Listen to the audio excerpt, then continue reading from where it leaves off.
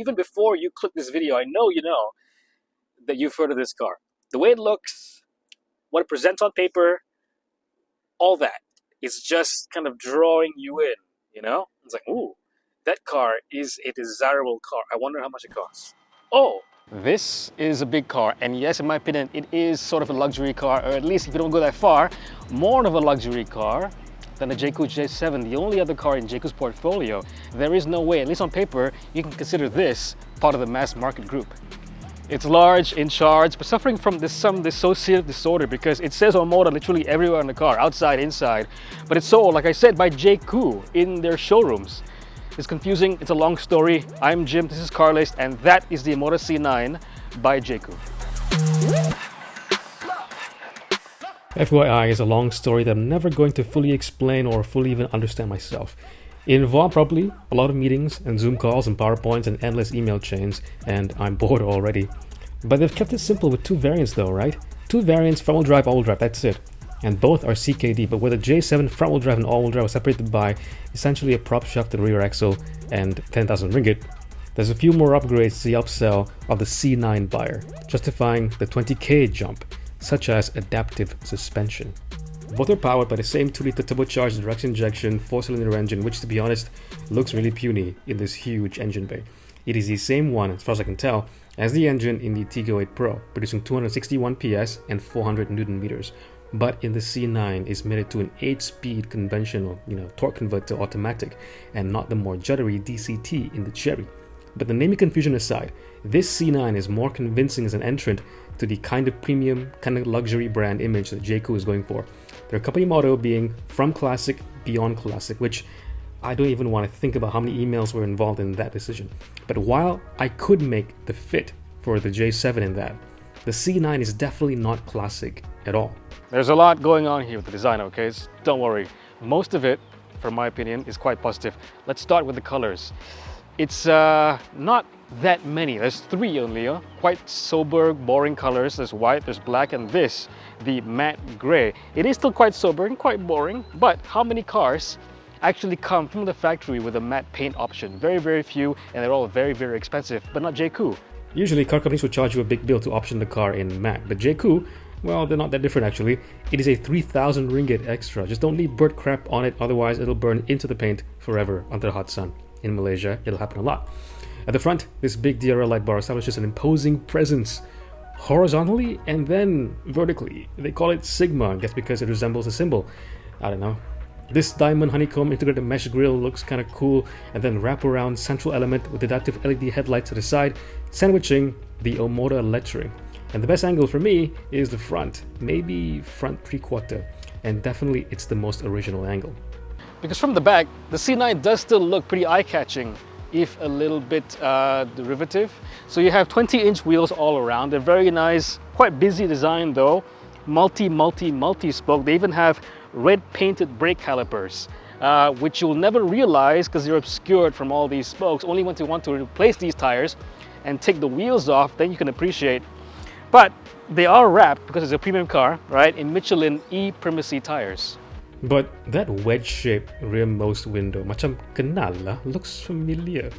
When paired that with the ghost D-pillar and slightly sloping roofline, it reminds me a lot of the Lexus RX. In fact, I first saw this car in China at Chery's HQ in Wuhu, where it was badged as the Exeed, wait for it, RX. In fact, I didn't even need to see the badge at all. I knew exactly what car they would use as inspiration. And by the way, that is Exeed spelled without the C, in case you want to Baidu search up on that. But at least you have a rear visual over here that's quite fetching and still quite original, okay? It does mimic the front end because you have the Omoda lettering over here. You have a wraparound design, which is quite nice. Of course, this mimics the front end design. Also, mimicking the front end DRLs, you have these reflectors, giving it a broad stance on the road from the front or the back.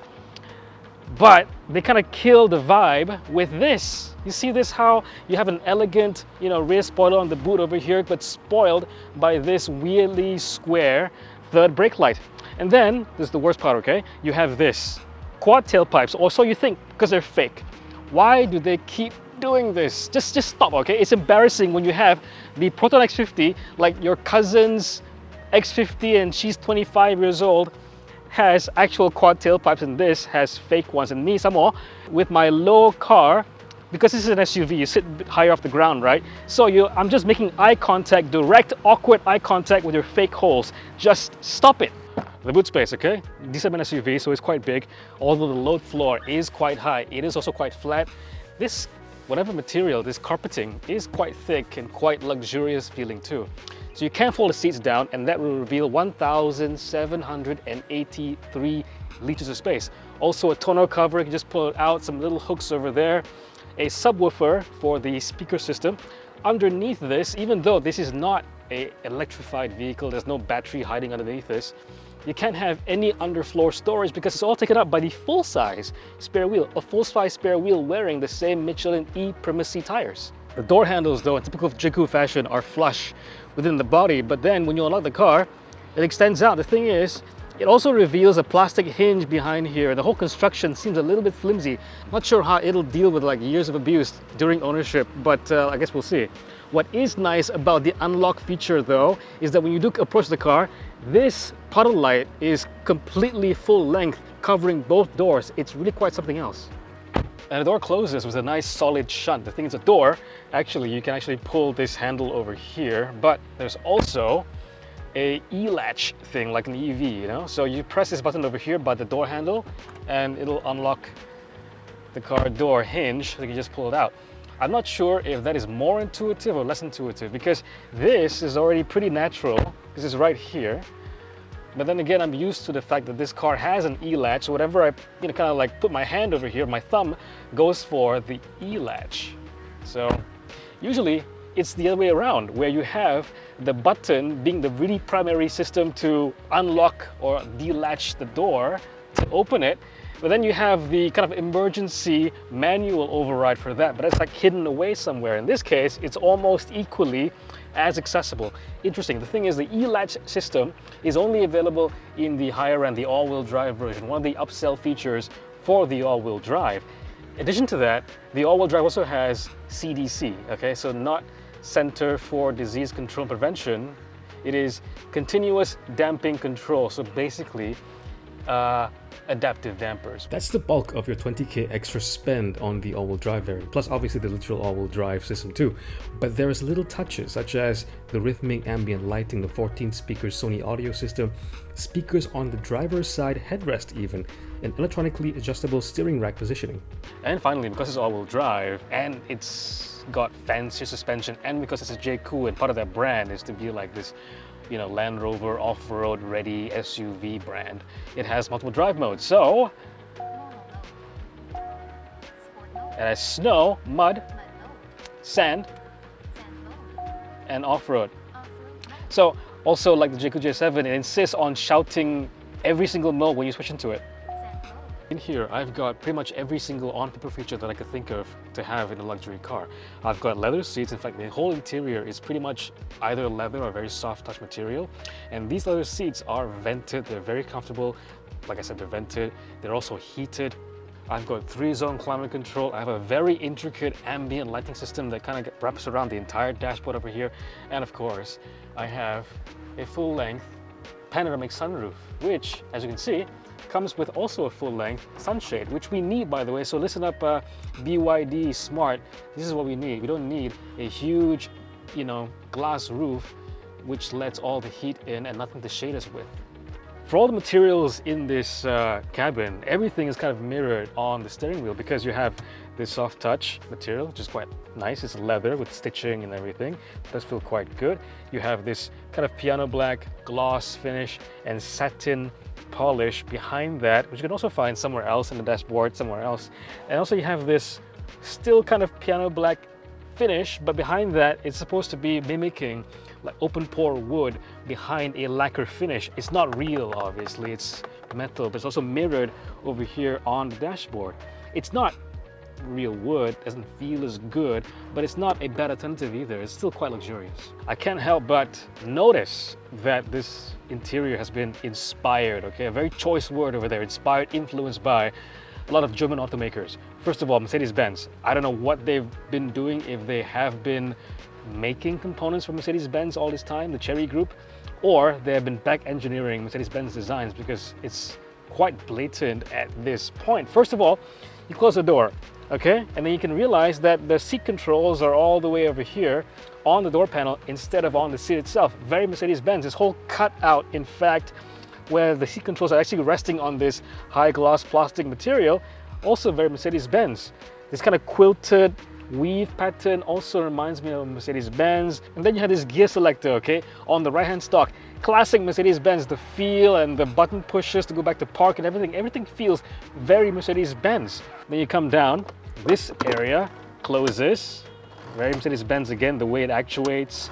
This center area where it kind of opens like a little fan area, this two-piece, it's all Mercedes-Benz. And you have the speaker grills for the back, also very Mercedes-Benz. These little tweeters over here for the Sony sound system, they are not from Mercedes-Benz. These are from Audi. They remind me of the Bang & Olufsen stereos on the Audis. But there's a lot of influence here from other car makers, and it's not subtle anymore. But what might be the first thing you notice about this car and the association with Mercedes-Benz is this, the 24.6-inch infotainment slash driver's display, which really is dual 12.3-inch panels, very much like Mercedes-Benz and their MBUX system. I mean, the cutouts, it's actually well built and everything. I like the way they implement it, but it's slightly curved. It's really Mercedes-Benz, and they work pretty well too. I just don't like the fact that you have aircon controls. Again, this is a complaint of mine, on the screen, except that when you are in Apple CarPlay, Android Auto, which are both wireless by the way, you can't really easily get back into, there's no home button shortcut like there's in a Jaecoo J7, because this is a very much Chery experience where you have the dual screens and everything is controlled via the screen. A luxury feature on this, at least, is you get over here, these knobs are actually for fan speed and temperature controls. And then what is kind of like a bad design decision over here is that this shapeless steering wheel, there is no way that you cannot position yourself in a way that you can see everything on the driver's display, because this aperture here is always going to be obstructing something. Either it's going to be your signal lights, or it's going to be, there's actually 3 buttons over here, which is completely obscured in most cases by the curvature of the steering wheel. There's a button here for some off-road settings, there's buttons here for traction control, and also the 360 cam, a button over here. And you might not even realize it until later, because they're always obscured by the steering wheel. But at least you get one of the most impressive HUD head display systems that I've seen, because it's full color, and you have colors like, you know, white and blue. It tells you important things like the direction of your proximity sensors, which way a car is oncoming, blind spot monitor, your speed obviously, and even the remaining range in your fuel tank. And when you're in CarPlay, you see, I didn't even know how to go back into CarPlay. There's a CarPlay icon over here. I tap it, it does nothing. So you gotta go back into your menu over here, tap CarPlay from your selection. When you're in CarPlay, to go back to it, there is no swipe up home function like there is in the Jaecoo. You have to go literally back to the button to exit. And this car is based on an Exeed, right? But the thing is that they've rebadged the whole car, but I forgot to tell the computer that it's not anymore an Exeed, but it still says so on CarPlay. But when it comes to build quality overall, this does feel like it's worthy of the Jaecoo brand, because Jaecoo is trying to be premium and everything, right? Exeed is also, I think, on the same level, because the level of build in here, the material quality is very high, the build quality, look, there's barely any give. The center console is very stout, everything is nicely executed, there's no sharp edges anywhere. It's a very expensive feeling cabin. It's designed to make you feel like you're in a more expensive car, and I think it does that very well. I forgot to bring my bright yellow bottle, but my camera guy has this nice Stanley cup. So you have 2 cup holders over here, very nice. Okay, and the thing is, you have storage underneath the center stack area over here, put your handbag or whatever you need to. The door pocket itself is commodious, really huge. You have a full length area, and actually it's segmented into little areas over here, so for a big bottle, no problem. Put your smart tag, your second handbag, your car keys, your access card, whatever, all in here, completely fine. And then you have this very nice, very large, even like rubberized for the bottom over here, center cubby. The glove compartment is damped with this nice kind of felt material, so all your little belongings in here won't get scratched up. And over here.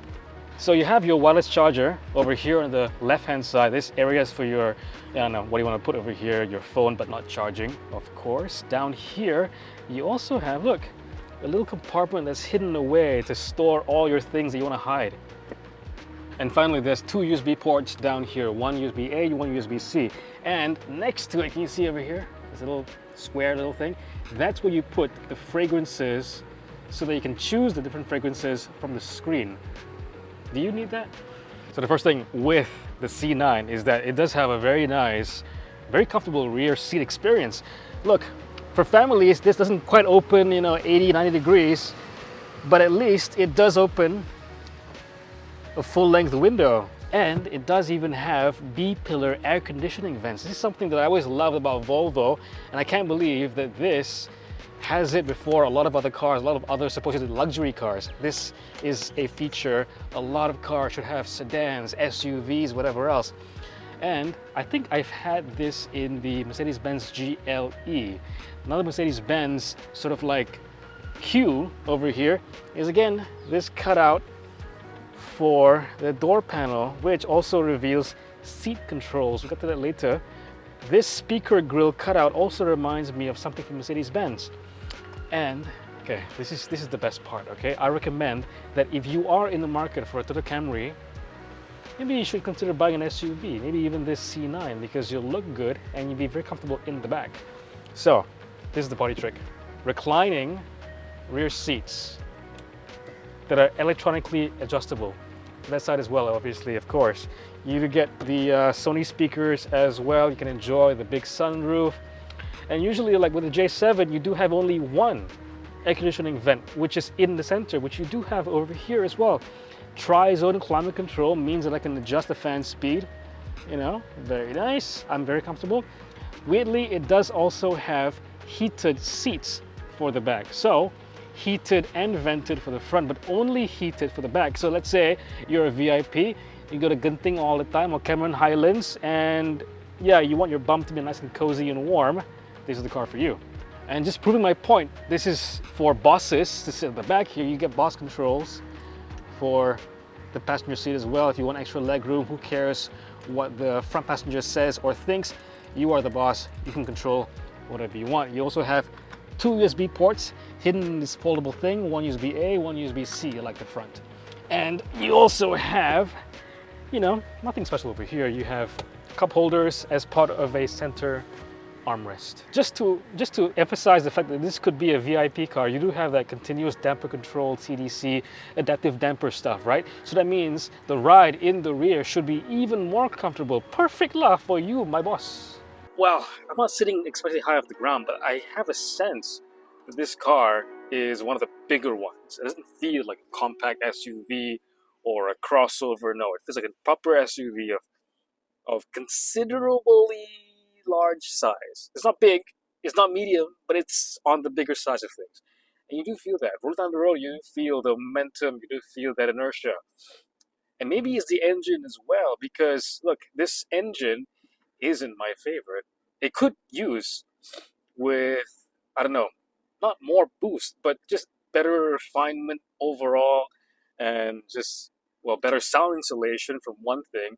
I feel isolated from the outside, but weirdly not from the engine, because at lower revs, okay, when I'm pulling, when the car is under load, it's not quite lugging. I don't know if I can hear that. When it's under load, it does have a gravelly sensation. It does have a gravelly tone to it.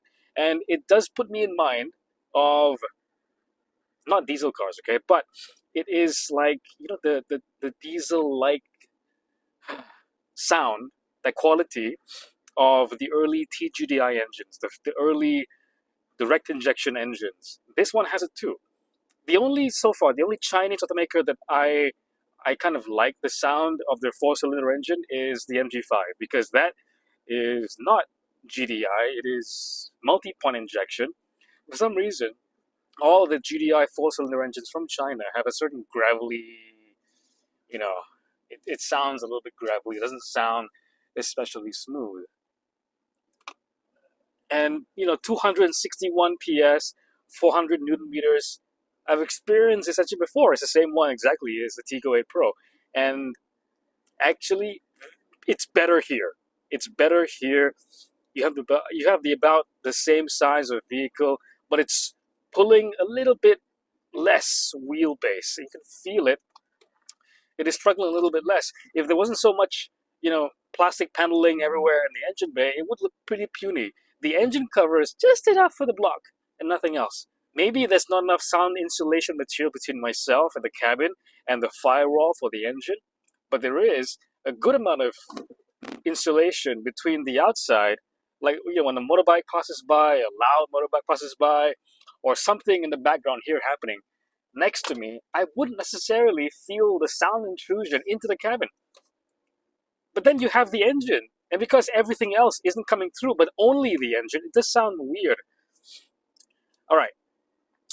But the saving grace, at least the improvement between the Tiggo 8 Pro and this, is the gearbox, because this is now an 8-speed normal torque converter automatic instead of the 7-speed, the dual clutch on the Tiggo 8 Pro.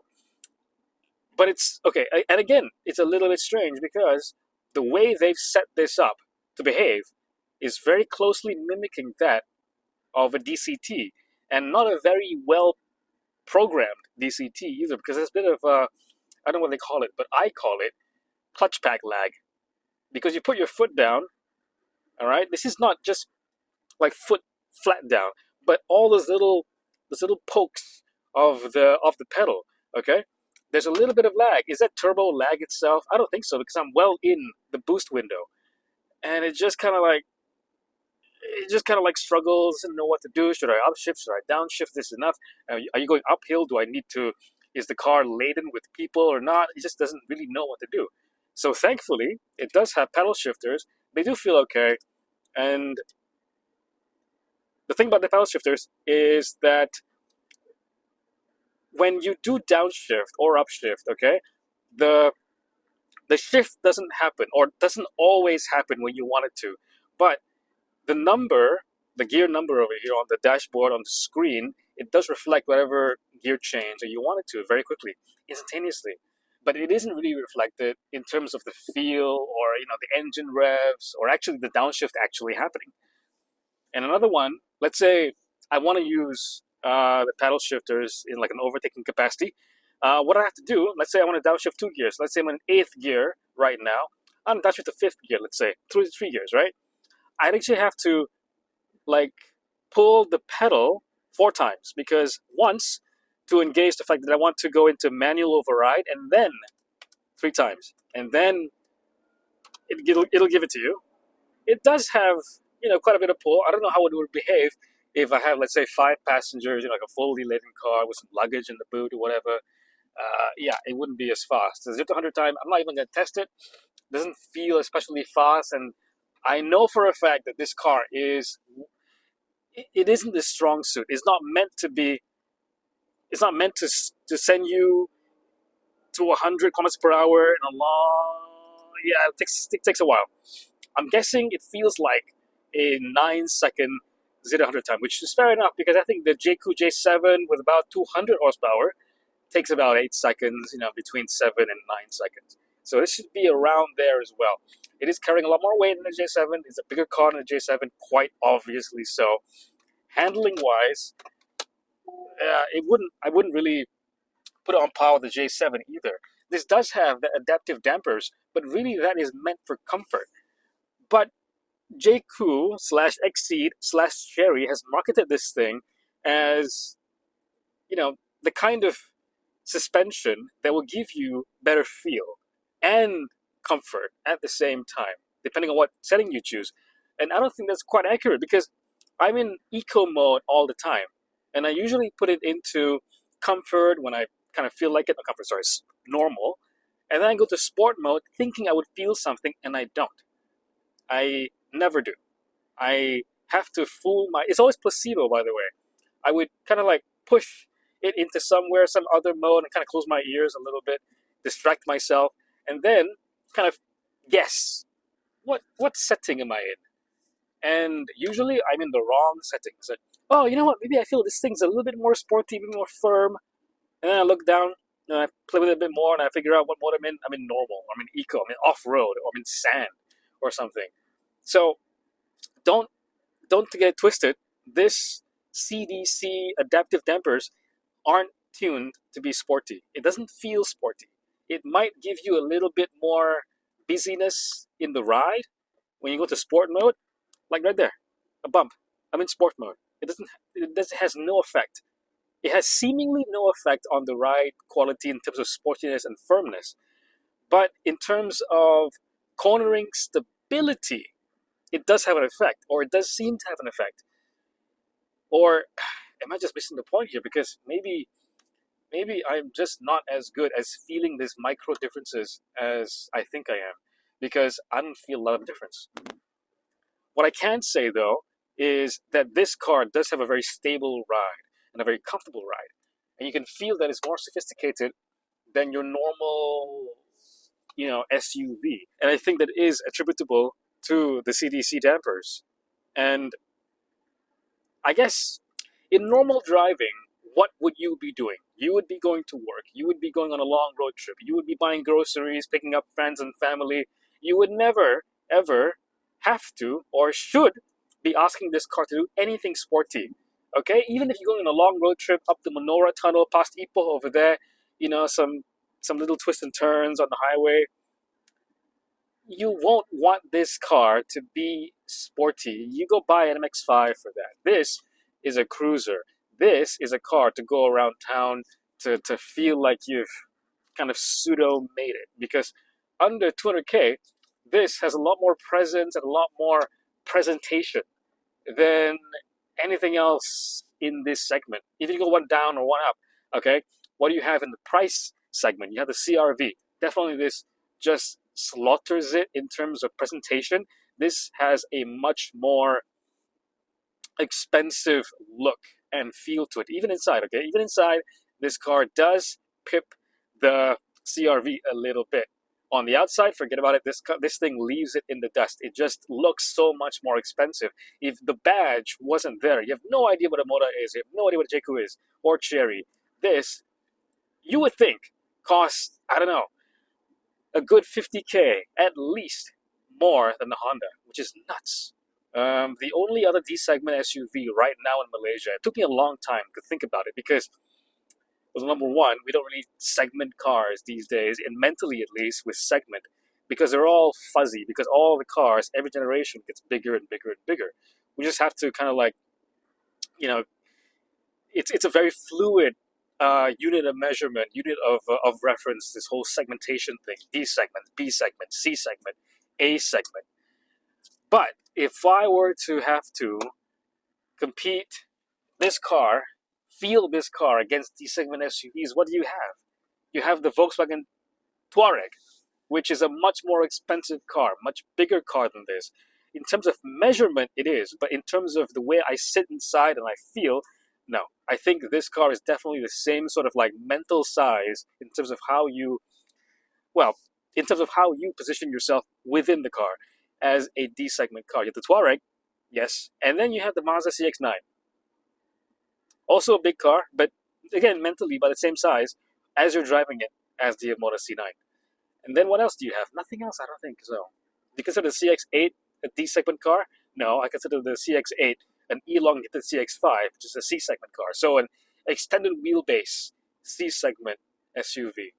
So this is really in sort of a class of three. So two competitors, the Touareg and the CX-9. And both of those competitors, wow, you know how much more expensive those competitors are compared to the C9? This is such good value. It's got a very punchy engine on paper. I would prefer the Mazda CX-9's engine. That's really quite something else, the turbo 2.5 liter. But in terms of the way this thing drives, the amount of pickup this thing has when you need it to have is completely adequate. It's completely fine. I have no complaints at this price point, again. And I just look around myself, what I have around me is so impressive.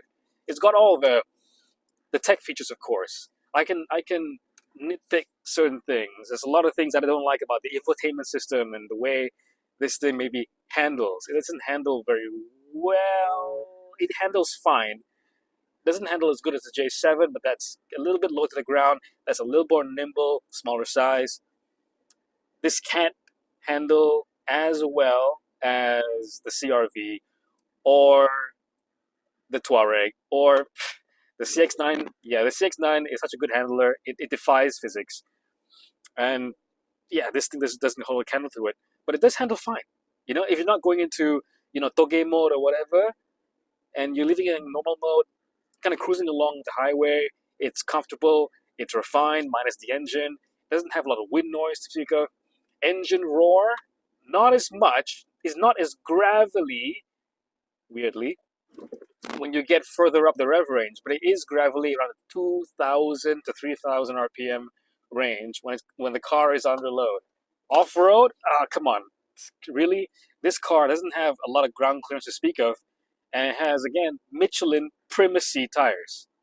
What are you doing going off-road? The most off-roading you would do is literally going off the road onto some grass, onto the padang. That's the most you want to go off-road. This thing, despite having off-road mode or whatever, I don't know. I gotta be convinced, because this is definitely not set up to be an off-road vehicle. You can have a little bit of off-road fun in the J7 that has a bit more ground clearance. This, though, the way it's styled and oriented, it's supposed to be a luxury cruiser. And the way it does feel like a luxury cruiser. You can sit in the back. You can sit in the back and be very comfortable.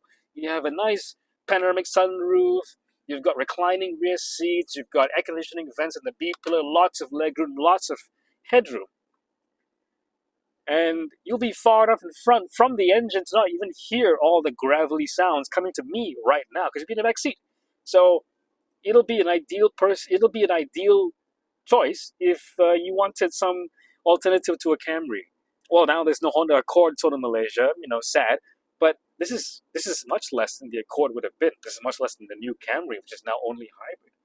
And it's as comfortable. I bet it's even more comfortable in the back, because the Camry doesn't have adaptive dampers.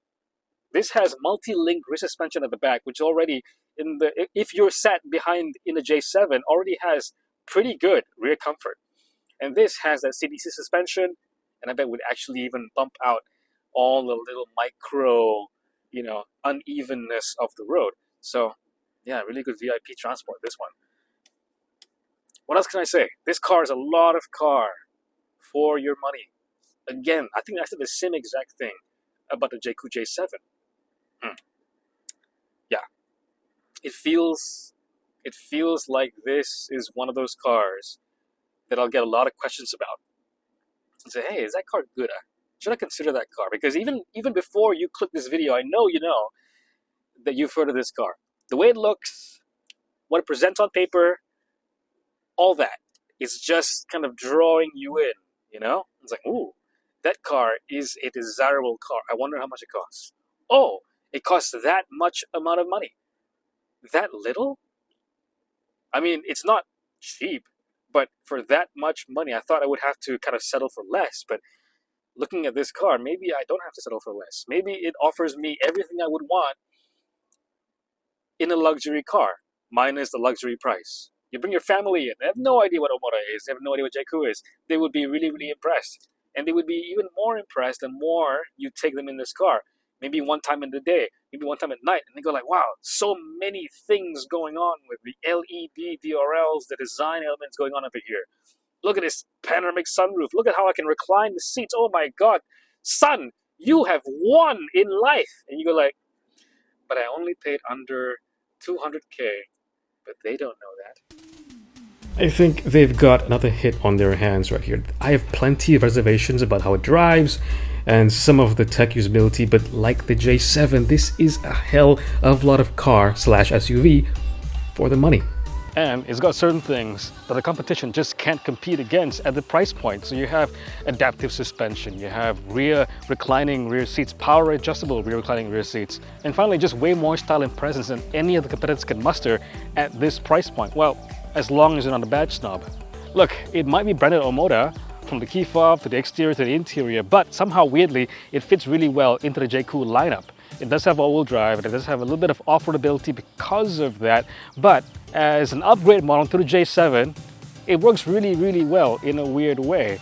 At this price point, below 200k for an SUV, or even for any car that even is approaching the luxury status, this one is a really hard one to pass up.